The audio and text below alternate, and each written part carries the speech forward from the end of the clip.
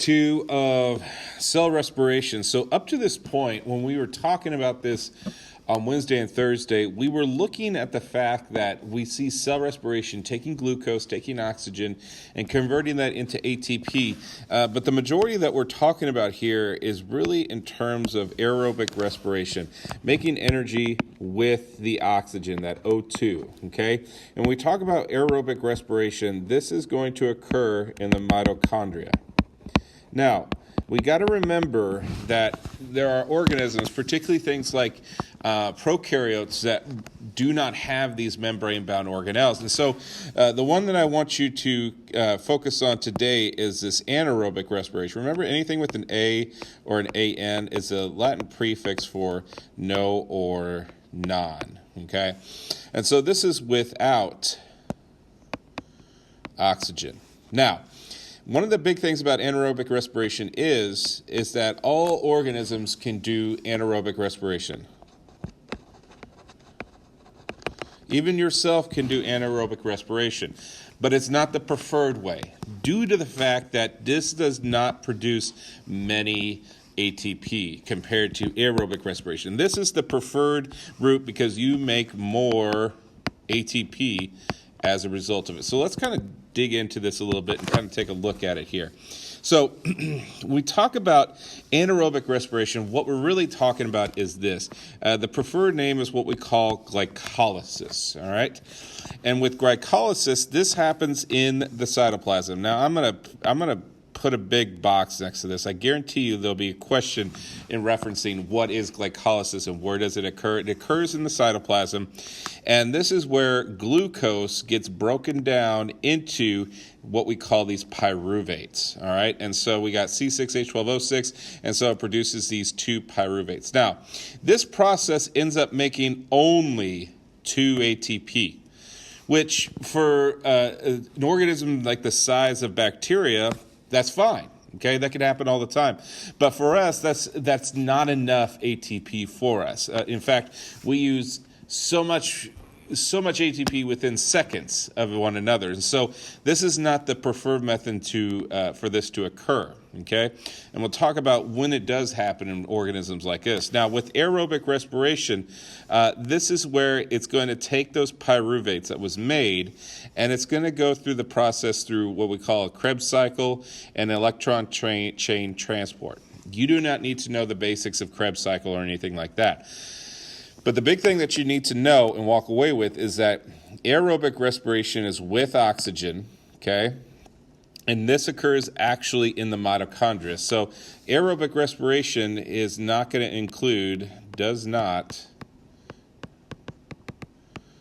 include bacteria in this process here. But here's the kicker, though. With this steps within the Krebs cycle and also this ATP synthase, we end up getting 36 ATP. So for a total ATP with glycolysis and with the aerobic respiration, you get 38 ATP, I should say. That's a significant amount. And this is per 1 glucose molecule, okay? You got to remember that 1 gram of glucose is a mole, which is 2.0, I can't even remember it now. 10 to the 23rd, anyways. 10 to the 23rd molecules of glucose are in 1 gram.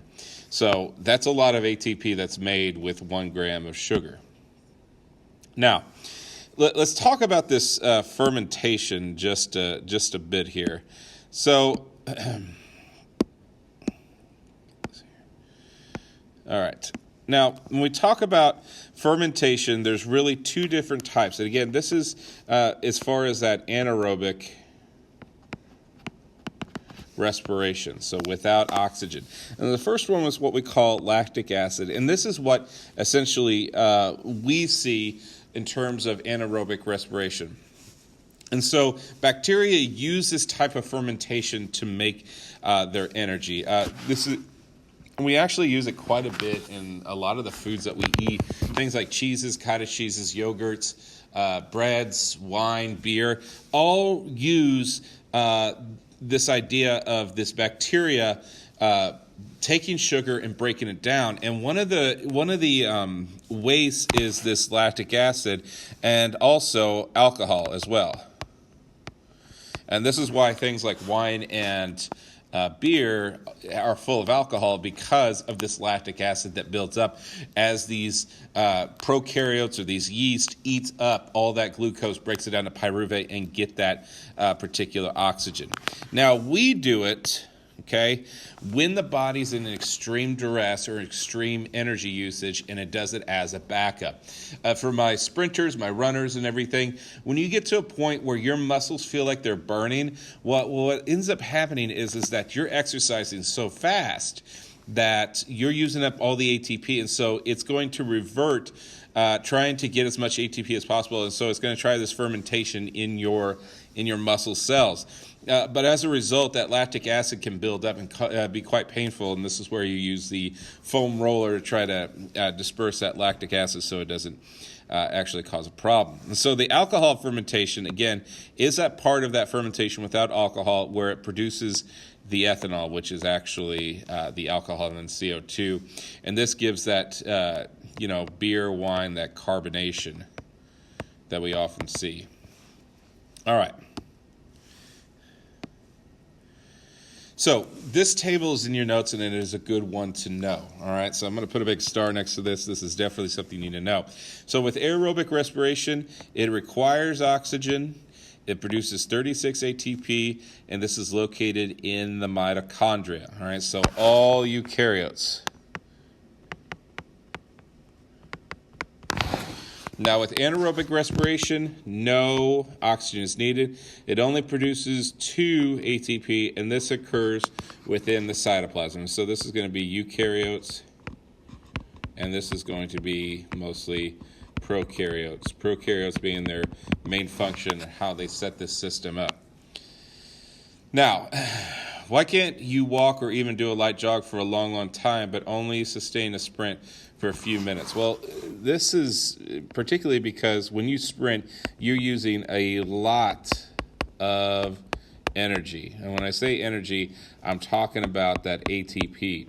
And so as a result of it, sprinting is going to deplete or get rid of the ATP much quicker. And it's not going to be replaced as fast as, say, doing a light jog or even a walk. So I like this picture right here. So remember, when anaerobic respiration, glycolysis, fermentation occur, again, that is going to be in the cytoplasm. Make sure you know that, all right? When we talk about aerobic respiration, this is going to be occurring in the mitochondria. Now, given their location, which process do you believe evolved first? Well, most likely it's going to be the anaerobic respiration. We got to remember, when we talk about early Earth, especially 4.5 billion years ago, they didn't have sunlight, and so they relied upon, and they didn't have the mitochondria because they were prokaryotes and bacteria, so they relied upon that anaerobic respiration to build up that energy, and eventually you had these early prokaryotes take in a mitochondria so that they form a symbiotic relationship, and you're able to get a lot more energy as a result of it, okay? So this comes to the end of the notes. Really, when we talk about anaerobic respiration, it's really, this is the basics that you need to know. We're not going to go into too much detail on it. But just kind of remember, again, this formula, all right? This is a extremely important formula to know and see how it works with each other, okay? So email me or come in during my office hours if you have any questions.